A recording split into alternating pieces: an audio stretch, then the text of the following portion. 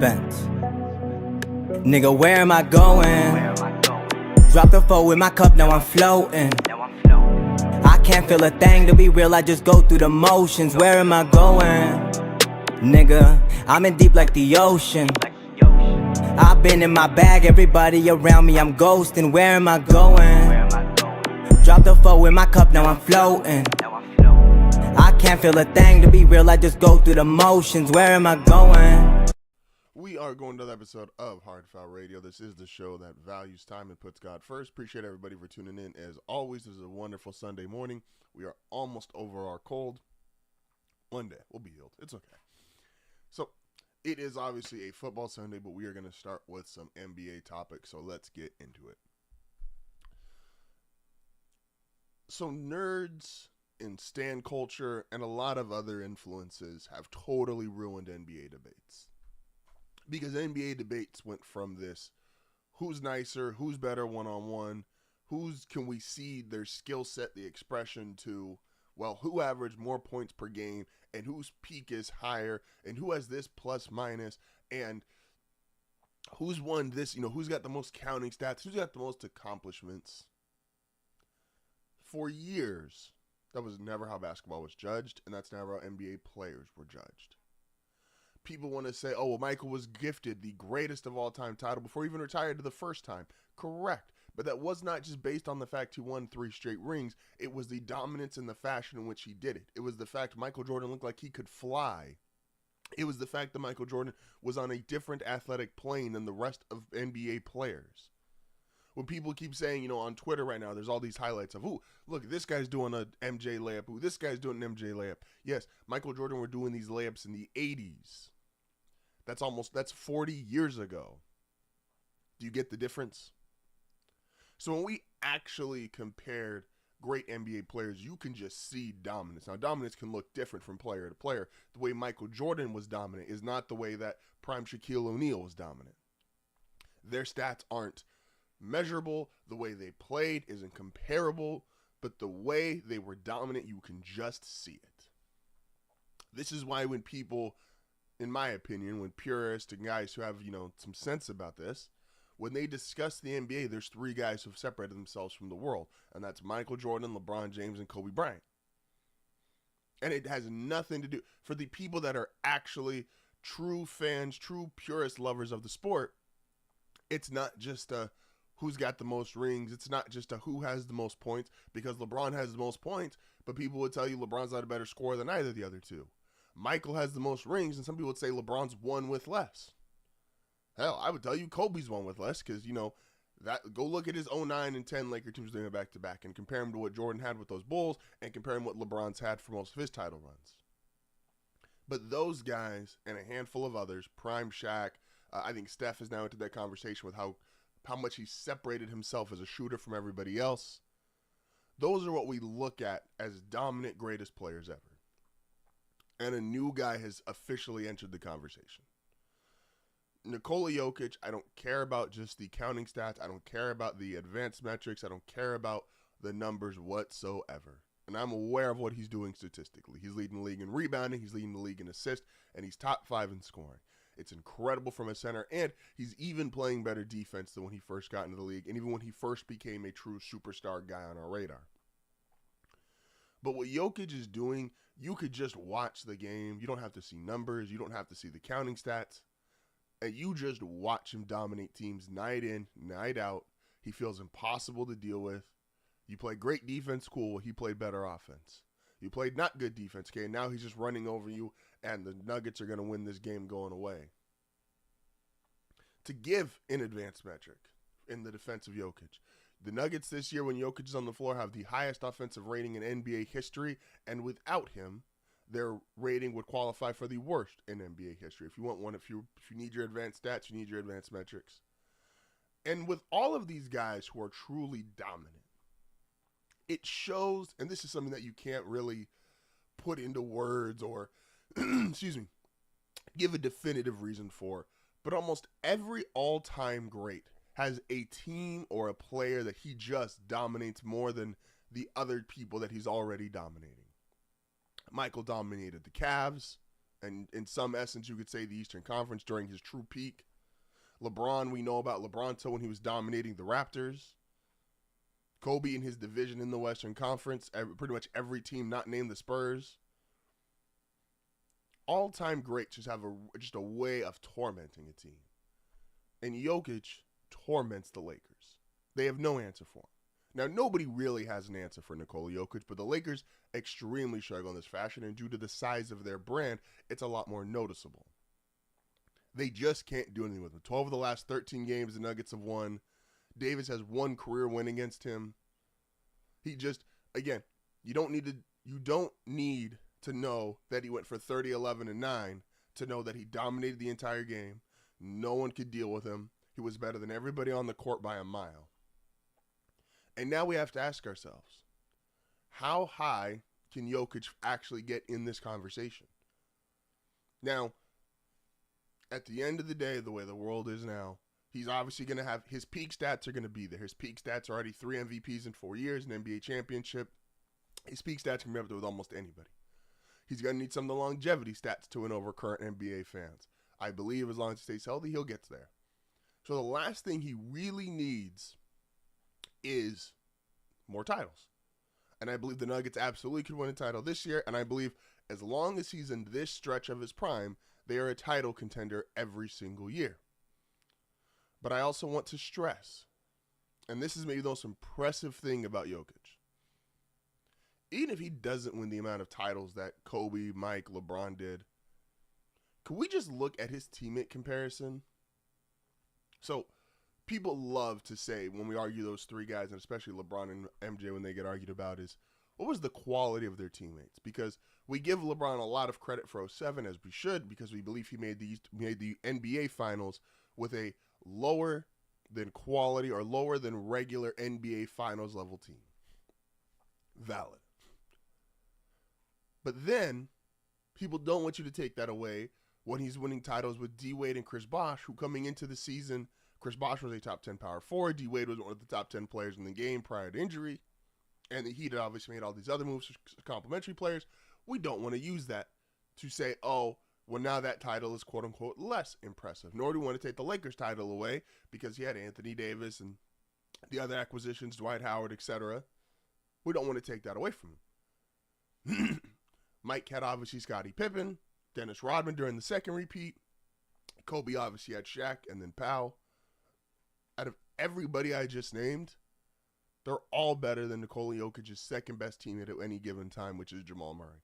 And I like Jamal Murray as a player, but Jamal Murray is not Pau Gasol. He is not Anthony Davis. He is not Scottie Pippen.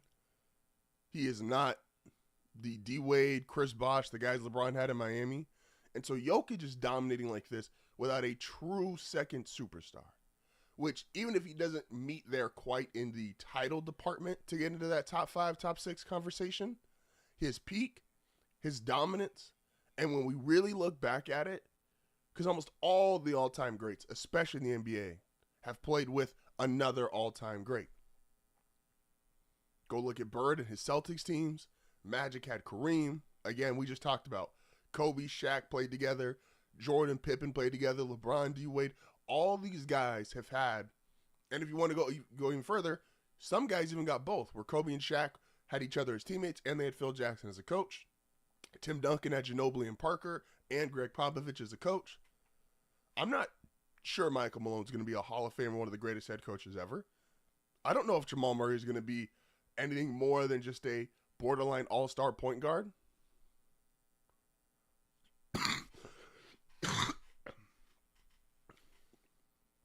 Excuse me. And Jokic checks every box. He is dominant against the league. He has the extreme dominance against one team. He has a peak that is as high as anybody's. This guy, when it's all said and done, we need to acknowledge this is one of the greatest players you've ever seen. And I'm not talking about the generic, oh, he's one of the greatest because he's in the NBA. He's one of the greatest because he's an all-NBA guy. No.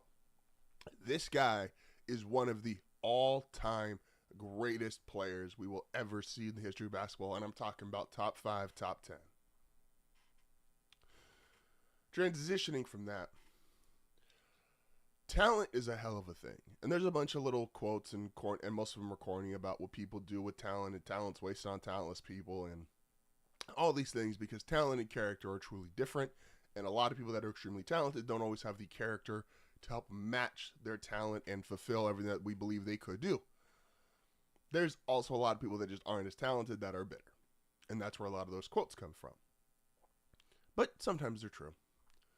So there's two extremely talented big men in the NBA. And to bring up an old story, Will, Tony, and I used to argue all the time. Go back and listen to really old episodes of Group Chat where we would argue Embiid and Giannis. And they would always say, well, Embiid's more talented, so he's better. There's just things that you do that Giannis can't do. Cool. He is more talented, he's more skilled, etc., all that stuff. But throughout their careers, Embiid, for as talented as he is one of the worst guys to ever lead your franchise. And it's just come full circle this season. Not only is he not playing games, not only you start the year injured after a summer you fought to play for the Olympics team. So you were healthy enough for the Olympics team, but didn't want to make sure you were healthy enough for your actual NBA team, in which you just re-signed a 3-year, almost $200 million extension. Make it make sense. One play for the Olympics, not for the team paying. All right, understandable. Then you miss even more games, and you come out and you say, not only do you come out and say, look, I'm injured, I'm not playing now, I'm also, because I'm injury prone, I'm never playing back-to-backs again. Why announce it? I agree, this would not be a big deal if he just didn't play back-to-backs. It would be kind of just business as normal with Embiid because of his injury history. But why would you announce to people, hey, just got paid all this money, again, just when I played for the Olympics, and now I'm playing even less when I come back? Okay. Understandable. Let's look at another guy who's extremely talented. His character was tested. Giannis and the Bucks got off to an awful start, where people started putting up draft projections, and the Pelicans had the trade rights to the Bucks for pick, and at a time, the Pelicans and Bucks both had the 1-2 pick in the draft. People were saying trade Giannis. Giannis had this funny quote of, maybe they'll trade me if I don't win. And everyone's like, are we seeing the end of Giannis in Milwaukee? And Giannis, who's a guy who's dependable, accountable, has all the talent in the world, can do things nobody else on the planet can do, similar to Embiid, instead of pouting, moping, or having his co-star make a podcast after a loss saying our rookie can't be our most consistent player, the Bucks have won 6 of 7. Giannis is balling. And Giannis is trying to... Now, they're all the way back to 5th in the Eastern Conference, which says a lot about the East. The East is very good right now. But one team is continuing to play bad, fold, have internal issues, leaked meetings that you're now upset about because they just blasted you, because why are you in a position to get blasted like that, and now you're trying to find the quote-unquote snitch? Giannis isn't looking for a snitch. Giannis isn't looking for... They're not having team meetings saying Giannis is showing up late everywhere. Giannis understood, we're not playing well. I need to play better. We need to play better. I'm the best player on the court. I'm going to go out there and do it. If I got to score 40, all right, I'm going to score 40. If I got to get to 50, I'm going to score 50. Whatever I got to do to recover our season, because it means something to me. Some guys just can't be the leaders of a franchise. Kawhi Leonard, whether you want to say it's health or not, he has kind of fallen into that category where supremely talented player, especially at his peak, can't be the best player, the leader of your franchise. Joel Embiid, all-time great talent. He can do things up there with Olajuwon, Shaq, etc. Can't lead your franchise. Right now, we're learning. I'm a month or two away from. It's like, look, Zion can't be. Now, I don't believe he is, but Zion can't be leader of your franchise. B.I. has to be in New Orleans. B.I. has to be the leader of that franchise. If Zion's on the team, he has to be thought of as the number 2 guy, because there's a handful of guys throughout history, and Embiid's kind of the perfect of both, where there's guys with immense talent, but they can't stay in shape, or guys with immense talent, and they just can't get their head wrapped around it. Embiid seems to be both. He seems to be both delusional, and he's never stayed in great shape consistently. Zion, I think, has the mental part, but just can't get himself in shape. That video going around right now on Twitter after he got the back tattoo, not in flattering shape, especially for a guy who was expected to be in the best shape of his life just 2 weeks ago prior to injury. You don't put all that excess weight on in 2 weeks. So, again, always been a fan of Giannis. Giannis is the kind of guy you can hand your franchise to. He's going to make it work. He's a great leader, great franchise cornerstone. Embiid, I don't care how talented, I don't care how gifted, that guy can't be the best player or the leader of your franchise. You're not going nowhere.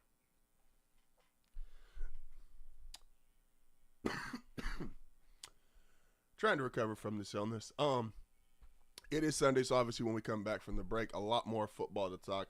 Well, I believe there's a game that is going to be played today that the OC or the offense as a whole needs to be very, very nervous. Or the DC, I'm sorry. The DC needs to be very, very nervous about getting exposed, not just for this game, but long term. This is HardFoul Radio. We'll be back momentarily.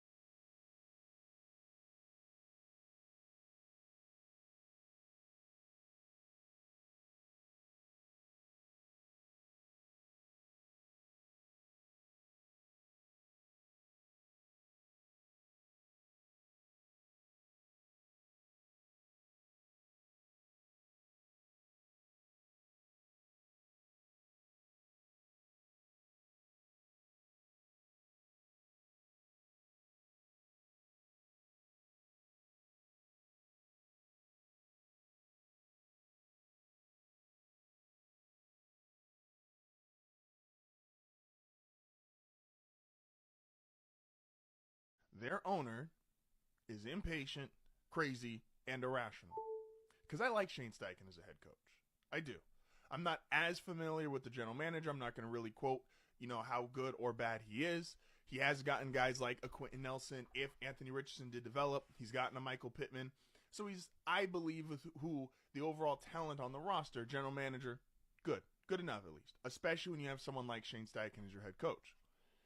But I do firmly believe the decision to bench Anthony Richardson was a call from Jim Irsay, who wants to be back in the Peyton Manning era where he's winning 10, 11, 12 games every single year. His quarterback's throwing for 4,000 yards. He has one of the best offenses, one of the best teams in the National Football League. He wants to go back to Andrew Luck those first couple of years, winning 11-plus games, making the playoffs. That's what he believes. He believes that the Indianapolis Colts are one of the best franchises in sports, not just that they were lucky to get two supremely talented quarterbacks. And we are back. This is HardFoul Radio. Appreciate everybody, as always, for tuning in. So it's Football Sunday. We got to obviously talk about some football stuff here.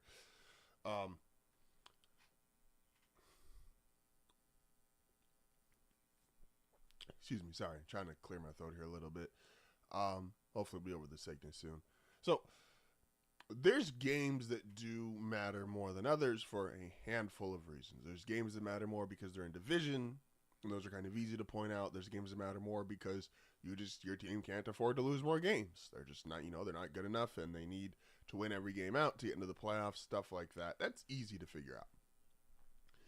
And that's usually for teams that are average to below average because they need the division record to fall in perfectly with their conference record and their tiebreakers because they're trying to get that 6 or 7 seed in either conference. And that's normal. That's easy to point out. And, you don't need a genius for that one. Then when you get to the better teams, you get teams that are, okay, how much of our playbook can we expose? Because if it's you and a division rival are both really good, let's take Chiefs-Chargers, and you potentially might have to see them 3 times. How many plays can you run and how much can you show them before you get to that third game? Because you don't want to unload the clip in game 1 and then game 2 you're figured out, and game 3 you're really figured out. And so there's kind of mental gymnastics that go on. And again, you see them. This is what Chiefs fans have been trying to cope for all year, is that the Chiefs aren't really running their real offense. They're just running a pretend offense, and they're winning off that. And when they get to the playoffs, they'll have a playoff offense. And I'm like, not really. Again, football is too hard to run like that. It's not like the NBA where when you're a supremely talented team and you can basically just kind of go out there and do warm-ups because of the style of basketball currently, and you're just overly talented, and you wait until the playoffs. That's different, mainly because football's physicality. You're not wasting, on some less than stellar offensive play calls or package. If your tight end or receiver 1 gets lit up and now he's out with injury, you're not risking that. This is why NFL teams, when they've secured playoff spots, they start resting guys because they don't want someone getting hurt right before the playoffs. So Chiefs fans, go cope. I don't believe that. But I also believe there's certain situations, again, when you are an above average team, you've pretty much secured you're going to be in the playoffs, et cetera, et cetera. Division's hard because saying 3 times just to actually script that many plays is tough. But one-ofs do come off a little different to me, especially if you're worried about a long-term problem, not just with that team. So that, with being said, is a very long-winded way to say the Eagles and Rams is playing Sunday Night Football. The Eagles, whose defense has clearly made a huge improvement under Vic, the defense coordinator, Vic Fangio, there is a lot that could be exposed tonight. So now any team or any unit, once they start playing better and then there's more film that gets out on them and then people try to crack the film because, the Minnesota Vikings, their defense was great for 5 weeks and then people started really getting into the film of it. And now the Vikings defense still good, not nearly as great as it was those first 4 to 5 weeks. Everybody gets the rise on it. Different offensive coordinators come up with game plans. And once they find out what works, other guys, it's a copycat league. Other guys start taking what works and they start using it. So it's not, anything brand new. The Eagles right now, with their new and improved defense, which is the least amount of yards given up in the NFL. I think they only give up 297 a game, which is number one in the NFL, are going against one of the brightest offensive minds in football history tonight. If Sean McVay has figured out what makes the defense crack, that's going to be everywhere. Because not only is Sean McVay someone teams are going to watch and going to break down their film, specifically how they play offense, how they attack defenses, there's a bunch of Sean McVay disciples in the NFL. That means there's other guys who are going to figure out and pick one of those concepts real early. And so if you're Philly and you show your A1 defense, your best defensive game plan, all these different schemes, and you use that as a way to attack Sean McVay, and he figures it out, that's now on display for everybody in the NFC. That's on display for everybody in the NFL.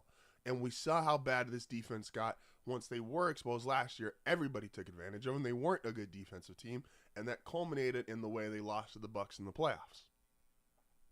There's just certain head coaches you don't want to face at pivotal moments of your season, or guys who could crack your season wide open. Again, Philly has all the talent in the world on offense. Saquon Barkley, Devontae Smith, A.J. Brown, Jalen Hurts. Like, they have an offensive line. I believe they still have the number one rated at both tackle spots. Like, they're still, their center is still, like, without Jason Kelce, they still have a top 5 center as far as being graded out. Like, they still have a great offensive line, so much talent on offense. This defense is going to make or break what they do this year. And if this defense gets discovered now, similar to the Minnesota Vikings, who I know the record is still good, but let's look at strength of schedule as well when we compare these things. The Vikings at 8-2 don't feel this. Philly's at 8-2 and feels like they're ascending and they're going to clearly win their division. Minnesota's at 8-2 and they feel like they're descending and it feels like we're regressing and it feels like, oh, well, it's Sam Darnold, it's guys on defense who haven't really been there, and the scheme's getting cracked. Trust me, all records are not built the same, and as these guys and as these teams are playing out and more film is exposed and more teams conduced against you, if you can't react and change it up, and Vic Fangio's got one of those styles that he pretty much is going to put out his scheme game in, game out, and say, hey, can you come take it away? And if Sean McVay figures out how to crack his defense, that is long-term issues for the Philadelphia Eagles. That's something they're not talented enough on defense to overcome being exposed. Again, if this is their offense and we figured out how their offense worked, fine. You can figure out their offense from a philosophy or a scheme standpoint all day. You still have Saquon Barkley. You still have Devontae Smith. You still have A.J. Brown. You still have these superstars you have to deal with. Also with an offensive line that is probably second only to Detroit's. This is why Detroit's so scary now. Detroit, you can't really crack their scheme because right now their scheme in most games is, can you block or can you handle us running the ball 30 times a game with the best offensive line of the last 10 years? So you can't really scheme that. You have to just physically, you have to be able to win at the line of scrimmage and win at the point of attack against a team that's just more talented than you. Philly on defense is not just more talented than you. And it's a prime time, standalone game. All these coaches are going to be able to have so much film on you.